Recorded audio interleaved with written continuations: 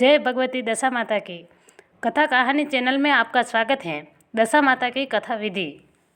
ऋषियों महर्षियों ने अपने अनुभव से सिद्ध किया है कि जब मनुष्य की दशा प्रतिकूल होती है, अच्छे काम करने से भी बुरा प्रभाव होता है, तब उसकी दशा अनुकूल होती है, तब ही उसका कल्याण संभव है। इसी दशा को दशा भगवती माँ दशा माता के नाम से जाना जाता है। हमारे देश की महिलाएं इसका व्रत तथा पूजन करती हैं। इस अवसर पर कथा भी कहती हैं।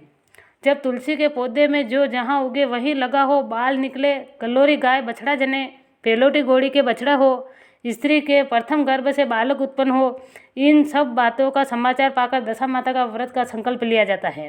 परंतु शर्त यह है कि बच्चे शुभ घड़ी में उत्पन्न हुए हो। ऐसी ही स्थिति में दशा माता का गड्ढा लिया जाता है। 9 सूत कच्चे धागे को लेकर और 1 सूत व्रत करने वाली के आंचल को लेकर इस प्रकार 10 सूत का एक गड्ढा बनाकर उसमें गांठ लगाते हैं। दिन भर व्रत रखने के बाद शाम को गड्ढे की पूजा की जाती है। 9 व्रत तक तो शाम को भी पूजा होती है, परंतु 10वें व्रत में दोपहर में पूजा होती है। इस दिन दशा माता का व्रत रखा जाए, उस दिन जब तक पूजा न हो जाए किसी को कोई वस्तु, यहाँ तक कि आग भी नहीं देते हैं। पूजा से पहले दिन उस दिन किसी का स्वागत भी नहीं करते हैं। एक नोक वाले पान पर चंदन से दशा माता की प्रतिमा बनाई जाती है। पृथ्वी को लीप कर चौक पूर कर उस पर पटरा रखते हैं। पटरे पर पान को रखते हैं। पान के ऊपर गड्ढे को दूध में भिगो कर रख देते हैं। हल्दी, पुष्प, अक्षत और गड्ढे की पूजा की जाती है। घी, गुड़, बतासा आदि का भोग लगता है। हवन करने के बाद कथा कही जाती है।